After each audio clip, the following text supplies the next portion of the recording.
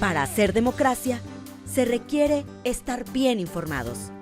La Urna, programa del Instituto Electoral de Coahuila.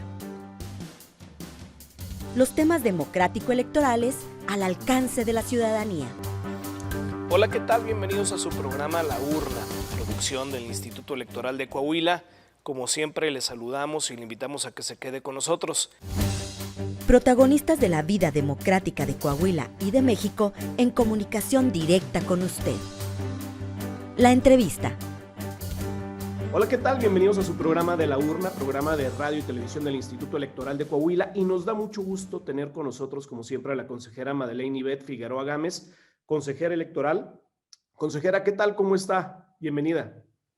Hola, muy bien, pues aquí acompañándolos nuevamente en este programa de La Urna, que pues ya tiene un auditorio muy amplio y pues el día de hoy me toca transmitir precisamente desde otra ubicación que no es la cabecera del Instituto Electoral de Coahuila. El día de hoy me encuentro en el Comité Distrital Electoral número 3, ubicado en Sabinas, Coahuila.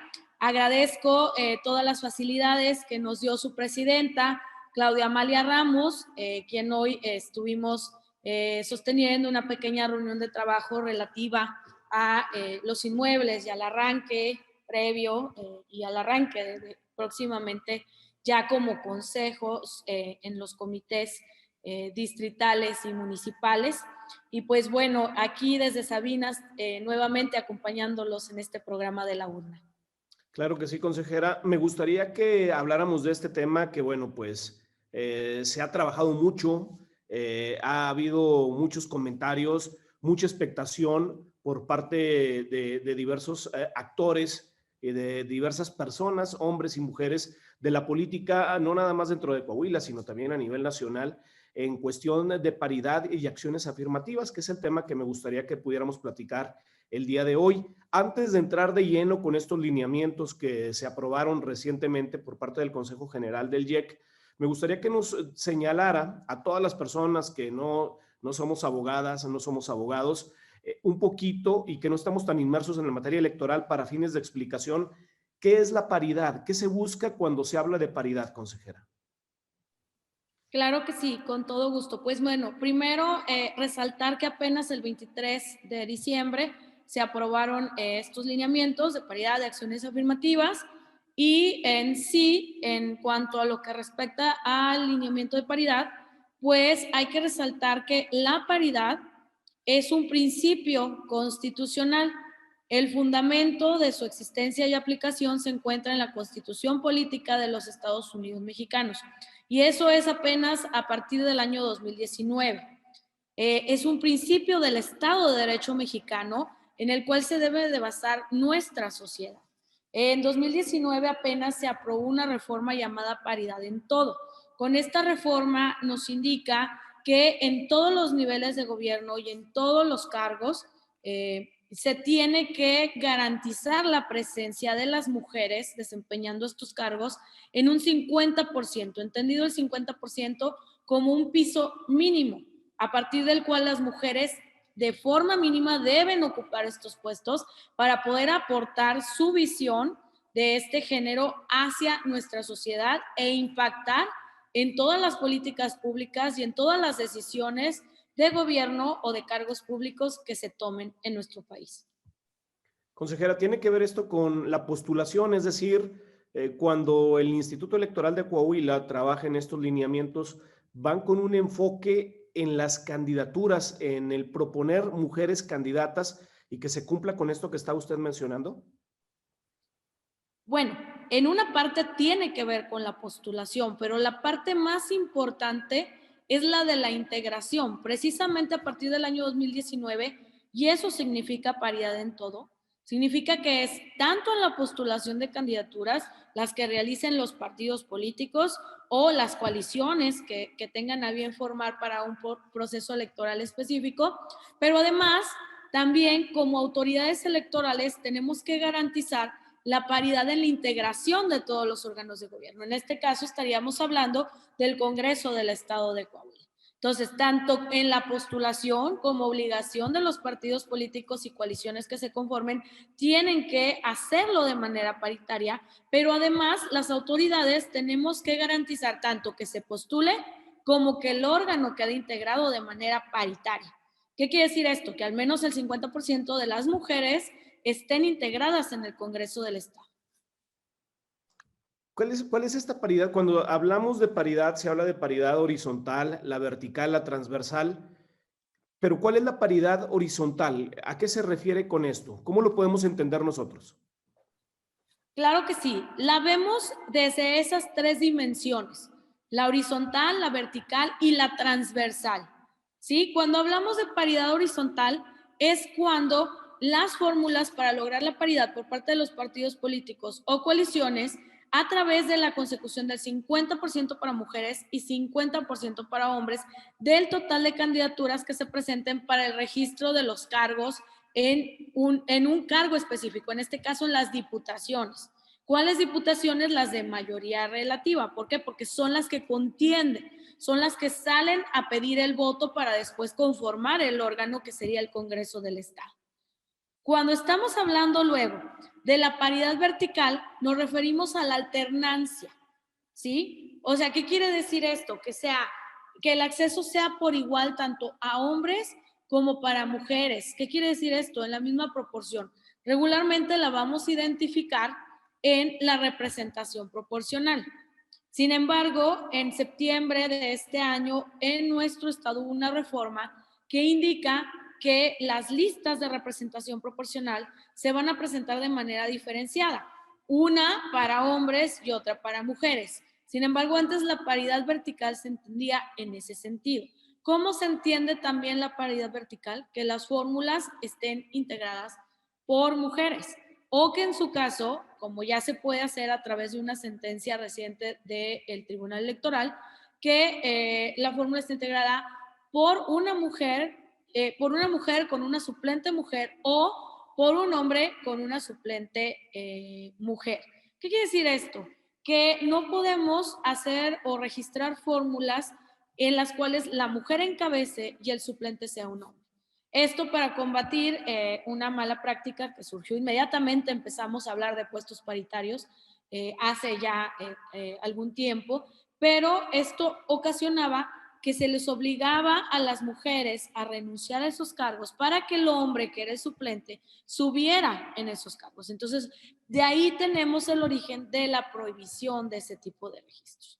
Y luego vamos a hablar de la paridad en su vertiente transversal, que yo creo que aquí esta es la más relevante para efectos de que podamos como sociedad cumplir con el principio constitucional de paridad en todo, que se refiere a cuando las candidaturas encabezadas por las mujeres se asignan en los distritos en los cuales tengan mayores probabilidades de ganar la elección.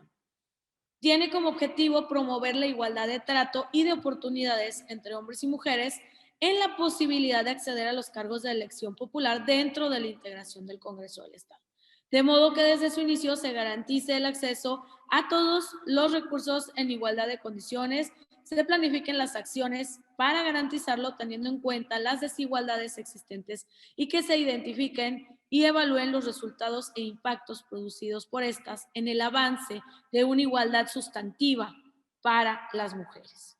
Esto es muy relevante y me detengo a precisar un poquito más, porque es garantizar que precisamente este tipo de fraudes a la ley, como los casos conocidos como de Juanitas, entre muchos otros, no se sigan reproduciendo. Cuando empezamos a hablar de paridad en algunos cargos de elección popular allá por la reforma del 2014, siempre se buscó cumplir con la paridad numérica. ¿Qué es la paridad numérica? Pues que sea 50% de registros de mujeres, 50% de registros de hombres. En aquel entonces todavía no hablábamos de una paridad en su parte sustantiva, que quiere decir que pues, las mujeres pudieran llegar a los cargos. Entonces, solamente cubríamos con tener 50% hombres, 50% mujeres. Y de ahí se dio la mala práctica de que a las mujeres se les ponían los lugares, en los distritos, en los municipios, en donde los partidos políticos o bien las coaliciones en general sabían que no iban a acceder al cargo. ¿Qué quiere decir esto? En sus distritos más débiles, en sus distritos con menor presencia o con menor fuerza política. ¿Y qué pasaba? Sí, en sus postulaciones teníamos 50% de mujeres, 50% hombres, pero cuando accedían a los cargos, pues ganaban los hombres, no ganaban las mujeres.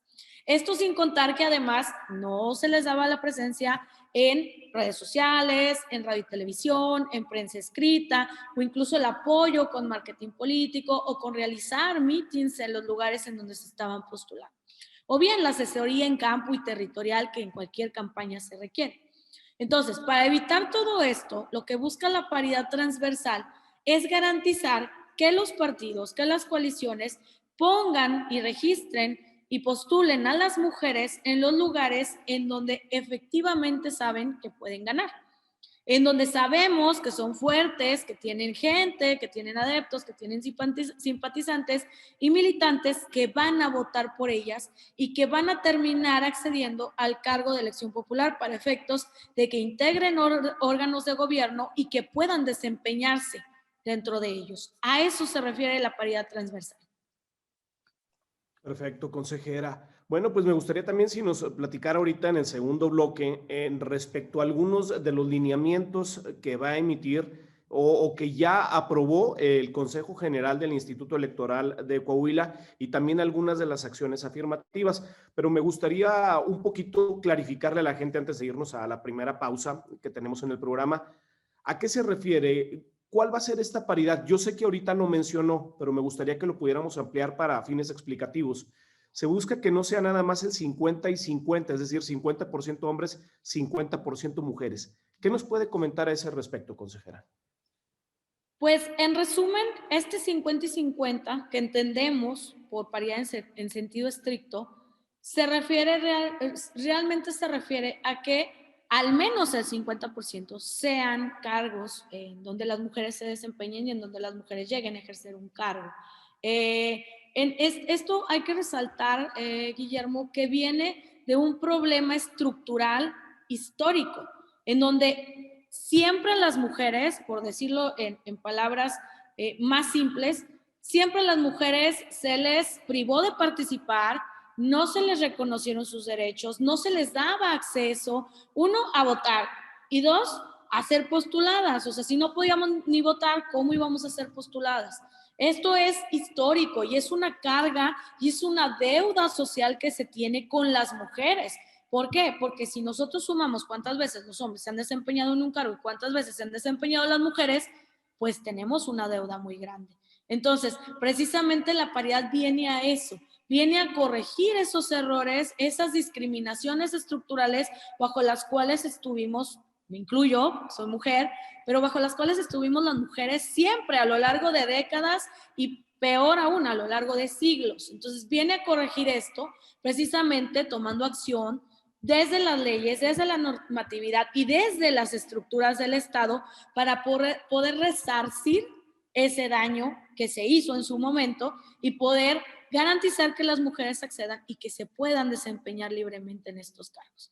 Creo que para mí eso sería el punto toral del tema de paridad y su finalidad específica.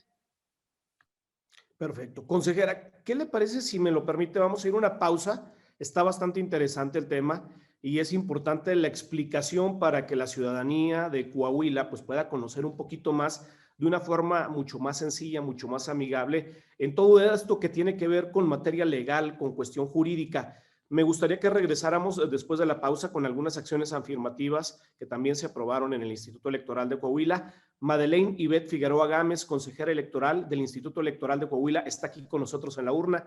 Ya volvemos.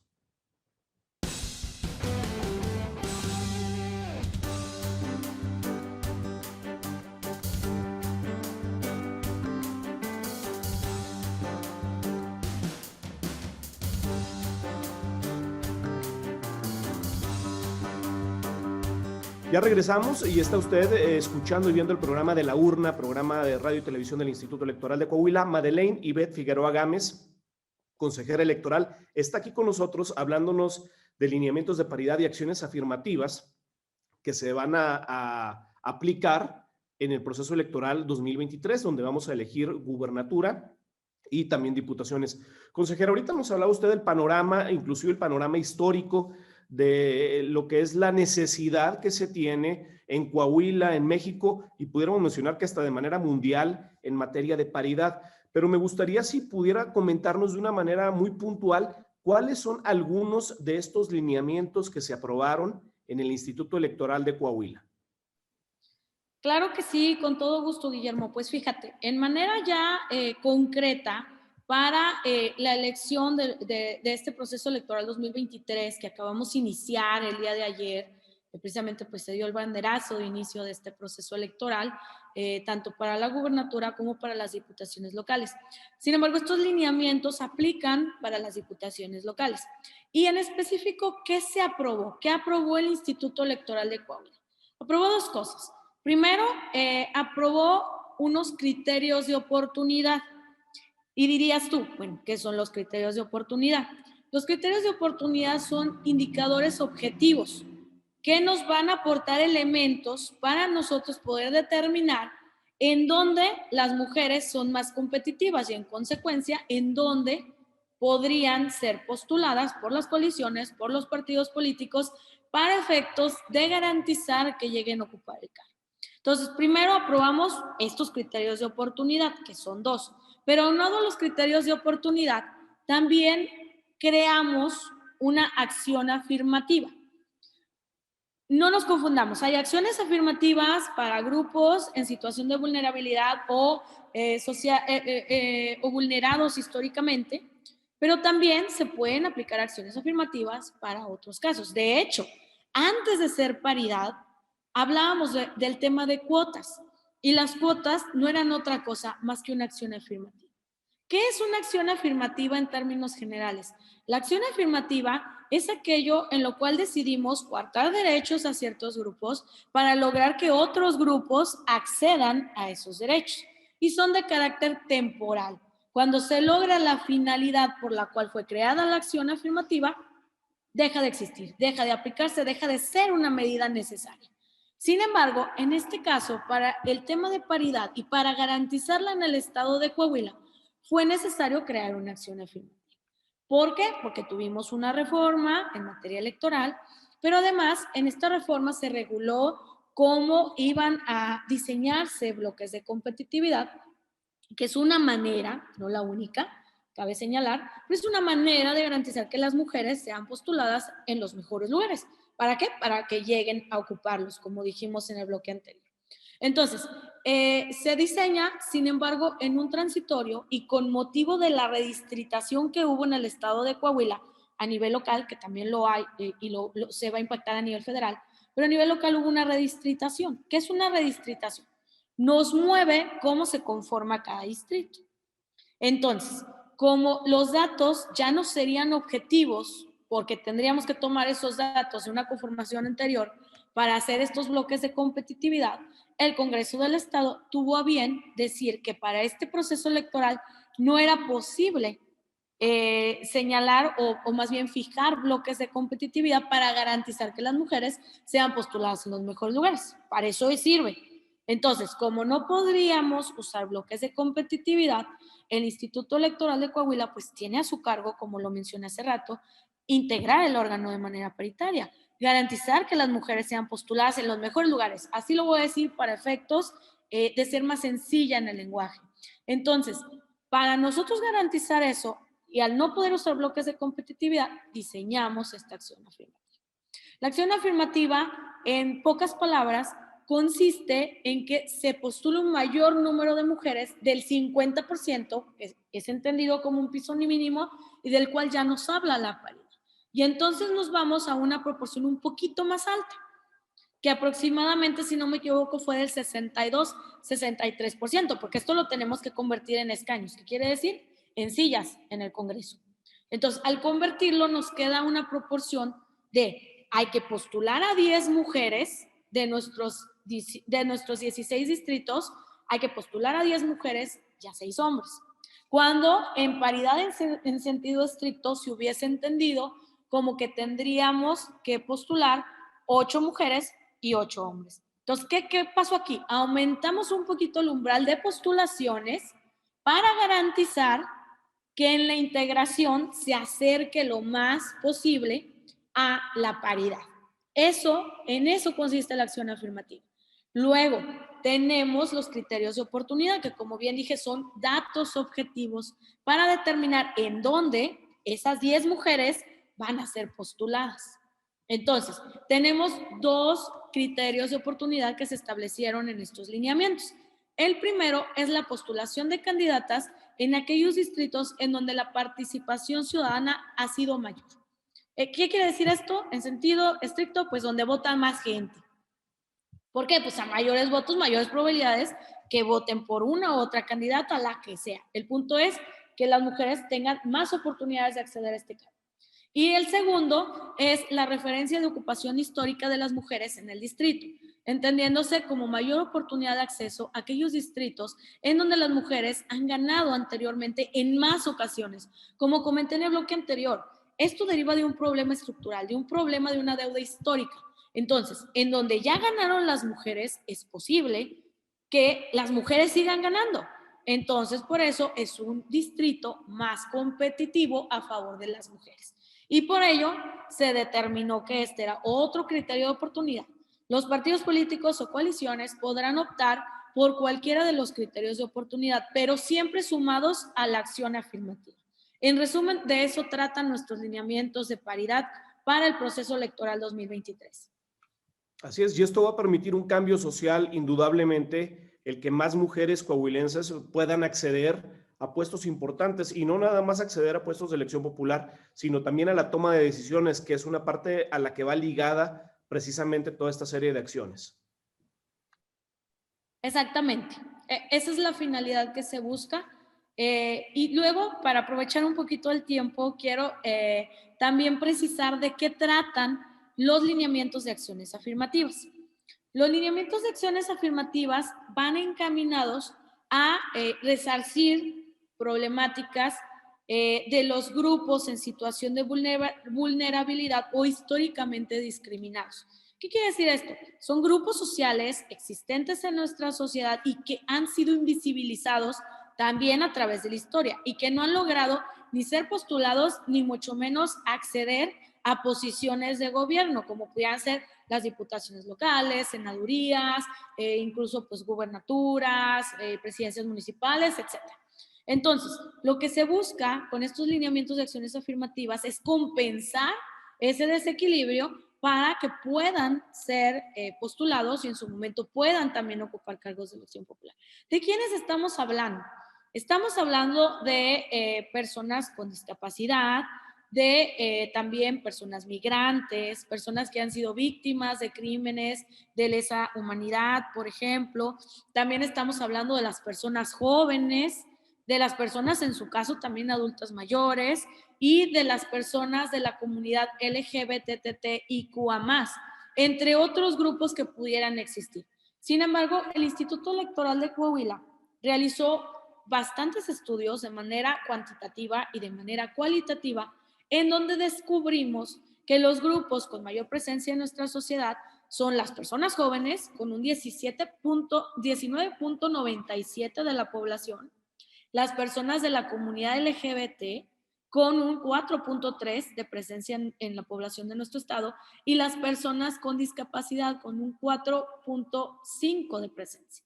Entonces, como son grupos que ya tienen bastante ciudadanía dentro de ellos, es importante que podamos garantizar que se integren a nuestros órganos de gobierno para que puedan legislar aportando la visión desde estos grupos a los cuales ellos forman parte. Es muy importante porque hay que recordar que nuestro Congreso debe ser una radiografía de nuestra sociedad y debe estar conformada o conformado más bien de manera proporcional. ¿Sí? Si tenemos 19 y tantos de la población de jóvenes, el equivalente debe estar en el Congreso. Si tenemos 4.3 de la comunidad, 4.5 de discapacidad, debe de estar su equivalente en los escaños, o sea, en los lugares de nuestro Congreso, para poder tener el reflejo de nuestra ciudadanía coahuilense y que puedan legislar con todas estas perspectivas, tomando en cuenta todos estos puntos de vista. Entonces, también se aprobaron estos lineamientos de acciones afirmativas para garantizar esta parte. Consejera, pues desafortunadamente el tiempo se va muy rápido. Hay mucho que platicar en torno a este tema. Sabemos que esta es una parte muy breve por cuestiones de tiempo de lo mucho que se puede platicar y que es necesario conocer en esta materia. Me gustaría si nos pudiera comentar alguna percepción final, algún comentario final o algo que yo no le haya preguntado y que quisiera decir antes de que nos despidamos de la urna. Claro que sí, pues bueno, hay mucho, el tema es amplio, tiene bastantes detalles, espero haber sido lo más sencilla en el lenguaje para que todo nuestro público pueda darse una idea de a qué se refieren estos lineamientos, tanto de paridad como de acciones afirmativas, y aprovecharé el tiempo para sumar que en el tema de acciones afirmativas se garantiza que a estos grupos se les postule tanto en su vertiente de mayoría relativa, es decir, que se registren candidaturas, que van a contender, que los vamos a ver acercándose a la ciudadanía, pidiendo el voto por el partido político o coalición en los cuales sean postulados. Y también los vamos a ver en las listas de representación proporcional ordinaria y también los vamos a ver en las listas, en una lista de representación proporcional para grupos en situación de vulnerabilidad, que cabe señalar que nuestra reforma de septiembre de este año para el Estado de Coahuila en materia electoral también creó y adicionó 2 escaños, 2 lugares más en el Congreso para estos grupos en situación de vulnerabilidad, que además cabe resaltar que son escaños que solamente a través de estas listas con personas que integran estos grupos se van a integrar al Congreso. Esto es una acción afirmativa de tipo directa, pero además el Instituto Electoral de Coahuila creó una acción afirmativa temporal y proporcional para que efectivamente esta parte que hablaba de la radiografía de nuestra sociedad hacia el Congreso sea efectiva.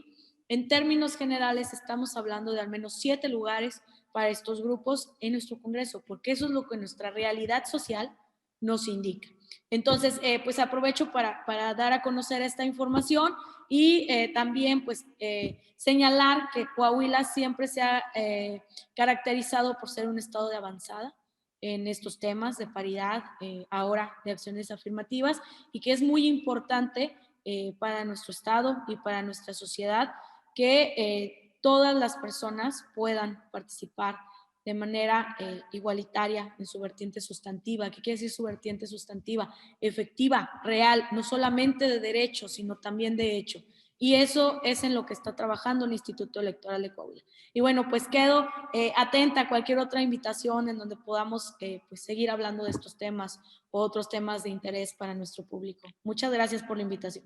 Claro que sí, téngalo por seguro, consejera, que estará nuevamente aquí recibiendo esta invitación de la urna para poder platicar un poquito más de estos temas que sabemos que les son de mucho interés a la ciudadanía y a todos los actores dentro de la política del Estado. Muchísimas gracias. Le queremos agradecer también a usted que nos siguió en esta edición de la urna con la consejera Madeleine Ivette Figueroa Gámez. Nos despedimos, no sin antes invitarle también a que nos siga a través de nuestras redes sociales, que nos agregue en Facebook, que nos agregue en Twitter, que nos agregue también en Instagram para que pueda tener usted y conocer un poquito más de cómo se va avanzando en este proceso electoral 2023. Hasta la próxima. Y bueno, fue todo. Muchísimas gracias por haber estado aquí con nosotros en su programa La Urna, esta producción del Instituto Electoral de Coahuila. Nos puede seguir también en redes sociales, en Facebook como laurna.programa radiofónico del IEC, en Instagram programa-radiofónico y en Twitter laurna-IEC. Queremos tener comunicación con usted. Pásenla muy bien. Hasta la próxima semana. Gracias por acompañarnos en una emisión más de La Urna, llevado hasta ustedes por el Instituto Electoral de Coahuila. Nos escuchamos en nuestra próxima emisión.